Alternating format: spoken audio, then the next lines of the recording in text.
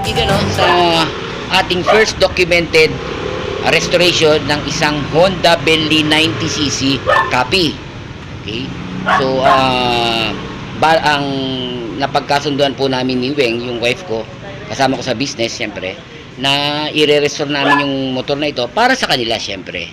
Para sa kanya, at saka sa mga anak kong babae, na yan ang gagamitin na first ever motorcycle nila. Syempre, kailangan kami rin magre-restore, kami rin magmo-mods, kami mag-customize kung ano man. Siyempre, yun yung pinaka-business namin is mag-mods ng motor. Mag-mods is yun, siyempre, papalitan yung gulong, pipinturahan, kumbaga mods na nga, no? Siyempre, okay. So, ayan, hindi pa po siya umaandar, so bahala na kami magpaandarin yan. And yung mga hardware niya, meaning yung fender, yung mga handlebar, mga rim, yun po i-retain namin yun kasi magaganda at makakapal compared to mga products ngayon na nabibili lang natin sa Shopee na maninipis at mabilis kalawangin. Unlike sa motor po na ito is na-stock po siya ng mga 10 taon, take note 10 years sa labas, na ang silong niya lang ay isang maliit na lona. Imagine po niyo po, 10 taon siyang nakatambak, and yet ang rim niya and yung mga fender niya ay hindi po kinalawang. Konting liha lang po at sabon-sabon dun sa mga libag-libag niya, tanggal na po agad. So meaning magandang klase yung mga hardware na ginamit dito sa kanya. So tabayan ninyo mga kaibigan, no? So ngayon po yung unang video namin na ginawa para sa motor na to and para sa first motorcycle ng family ko, ni Weng at saka yung dalawang anak kong babae. Okay, maraming salamat sa inyo. Ngayon malalaman natin kung si Rowen ay kayang magtanggal ng bolt using 8 letter T ang tawag namin dyan. So kailangan makapag-practice si Rowen ang gumamit ng mga llabe or ma-familiarize siya sa mga lahat ng klaseng llabe, wrench or tools na ginagamit sa isang motorcycle shop. Ayan po si Weng. Kasi sabi nga, kung you have to know your business para mai-market mo, di ba? Anong klaseng negosyo yan kung hindi mo alam, siyempre, di ba? So anong meron doon? So yan ay hindi natin alam kung anong aparato yan kasi nakabidyo ka na, no? Hindi natin alam kung anong klaseng aparato meron kasi ito ay lumang motor, no? Lumang motor yan. So game na, no? Parang game na rin, ano? So nasimulan na natin, ano? So magandang gabi mga kaibigan. So welcome to our first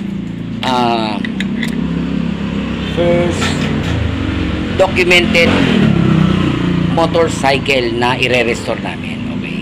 So nakakita kami ng Honda Bentley 90 copy. Okay?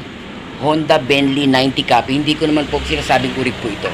Pero close to, ito po yung pinakamalapit sa Honda Bentley 90cc. Magandang klaseng motor po yan, malakas. So, magandang gabi mga kaibigan. Balik po tayo dito ngayon, ano, sa ating pangalawang araw ng paggawa ng documentation sa first ever restoration ng motor ni Madam na magiging parte ng buhay namin, no? So, pasensya na akong mga kaibigan, medyo nahihirapan po kami kasi bumubuhos po sa kasalukuyan ang napakalakas na ulan dito sa lugar namin, sa aming kinatatayuan, para lang maiikid namin ang mga magagandang balita at video content para sa inyong nagkilig namin, ano? So balik tayo mga kaibigan, bago tayo naputol, pinag-uusapan po natin diesel ang ginagamit ni Madam para sa panlinis ng mga makakapal at mga nakakasukulak-sulakok na grasa na pumasok sa makina, no? Diesel oil, diesel po yan na hinihingi lang namin and also sinasamahan po namin ng Joy para mas mabilis malutaw. Very effective po siya. And yun nga lang mali ito, you have to make another bandaw to the part. So as you can see, nakikita nyo naman po yung makina na since 2006, no? 10-15 years old na napakadumi, pero ngayon ay kumikilang na po siya. Rose gold po yung kulay niya. partida, wala pa pong init yung gaano. Okay, so ayan na po, no? Yan lang po ang update natin ngayon sa sa documentation ng Bentley 19cc copy. Hindi po natin ito sinasabi ko original, no? Copy lang po ito. Pero ang characters, yung DNA po ng motor na ito naggaling sa India ay siyang siya po. Gagawin po natin, pipilitin po natin i-restore at ibalik ang kanyang alindog at saka yung mga panahon na very famous po yung motor na ito. Actually, nakalimutan na po itong mga motor na yan eh. Kukunting lang po tayong mga mekaniko nakakalam kung anong motor to. Okay? So ayan, tumayo na po si Madam. Tumayo siya. Nakita po niya naman. So, malakas ang ulan, ano? Ayun. Doon siya naghuhugas. So yan po, mga kaibigan, wag niyo pong gagayahin yan, ha? Na pagkatapos ng maglinis, sa ulan po siya naghuhugas. Nagtitipid po yan. Cost cutting po si Madam. Cost cutting dahil mataas po ang bill namin ngayon sa Maynila. Oo, sa Maynila dito sa lugar namin pag hindi ka nakapagbayad ng nag-delay ka lang ng 2 araw, 3 araw, meron ka na pong nag-delay ka lang po ng 2 araw, 3 araw, meron ka na pong notice of disconnection.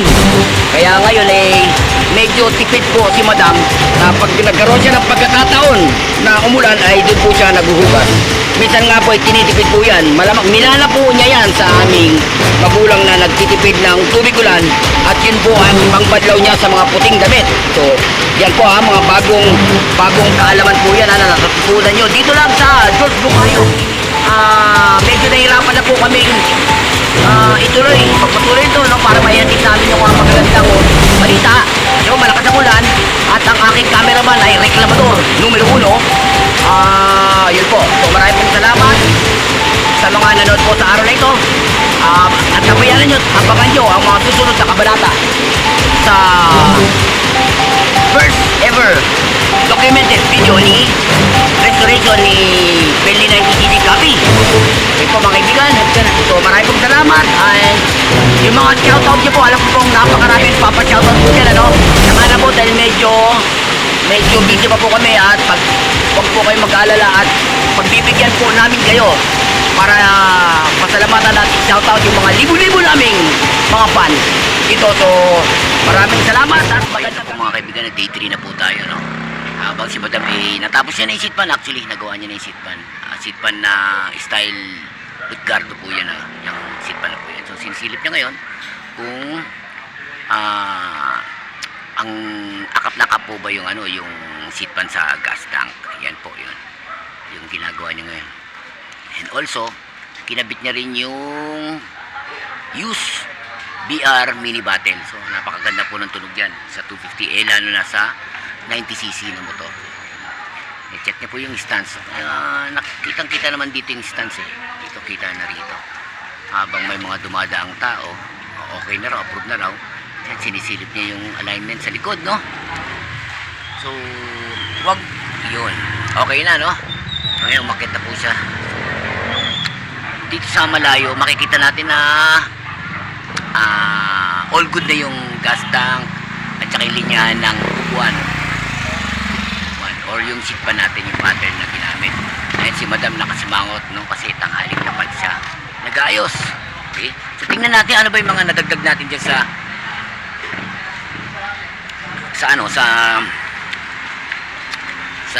first classic ride. So mga nadagdag, wala namang ganong nadagdag, no? So nagsample lang tayo ng lining. Actually hindi pa tapos yan, sinampulan ko lang yan kung maganda siya tingnan. Pero parang very common na yung gas tank na merong strap sa ibabaw. Okay, very common na yan. So sample lang naman hindi pa naman ko yan. And also yung since budget meal tayo, dito may mga nakatambak na odometer ni, alam ko ni CR152 ni Kiwi yan, odometer ni Kiwi na bagay naman kasi parang isang handlebar tapos isang odometer lang na malaki. Usually maliit lang nilalagay ko dyan pero dahil nga nagtitipid nga tayo, So nakakita ko dyan ng mga lumang odometer ni Keyway CR152. Good naman ang pormahan niya. Good naman siya, halos pantay din naman. Proportion din siya. So, and also, mga nadagdag mula kagabi hanggang ngayon, yung mga lumang headlight dito. May mga lumang headlight dito akong nakikita eh. Yung lumang headlight dito na alam ko galing to kay Marvin eh. Galing to ng swabs. To walang bumbilya, no? Bilihan na lang natin yan mga ordinary na bumbilya. Ayan po ang day 3 ni Classic Ride ni Madam. Okay, konting linis na lang din ng gas tank, stripsol po natin yan. So yung color theme hindi pa natin alam kung magde-design tayo ng lalagay tayo ng design ng Bentley 90 kasi yung original design niya is usually kung pula ito meron siyang bilog lang dito na kulay black. Kung black naman yun, red naman yun nandito. So yun ang nakikita ko sa Google. Tapos di ba final yan para kay mini battle kasi kita ko lang yan dito sa mga lumang RC250. Since sabi ko nga ay nagtitipid nga tayo, no? Tipid. So, budget meal lahat yan. Stance wise, pag kinukuha ko kasi stance, usually lumalayo ako at tinitingnan ko kung ano yung mga pantay at hindi pantay. So, nakikita naman natin na yung gas tank ay na-appreciate niya yung linya ng gas tank and then seat pan. And also si BR Mini Battle yan, pagan lang. So yung basic lang na linyahan din ng battle pipe at saka nung N2. Okay, so yan po ang mga kaganapan ngayon sa D3 ni First Classic Ride ni Madam. Medyo maganda yung panahon ngayon kaya nakarami tayo. So inagahan natin dahil usually paggabi pangit na yung lighting eh. So, titingnan natin kung anong effect nung maagang nag-video. Ang problema ay yun po, hindi natin maiwasan yung mga dumadaan na patalastas mga tao kasi po ay oras na po ng pamamalengke ngayon. So yun lang po ang mai-share natin ngayon sa day 3 ni First Classic Ride featuring the Honda Bentley 90cc copy. Again uulitin ko, copy lang po yan. May mga panahon na yung motor na po yan ay sikat na sikat. So ibabalik po natin yung era ng motor niyan kung gaano siya kasikat. So during 10-15 years ago. Okay, kasi nagpasukan na yung mga scooter, mga FI, mga bagong mga Click, NMAX, Aerox. So nagsulputan na po yan, kaya po ay natabunan na po yung mga naunang motor, no? Okay.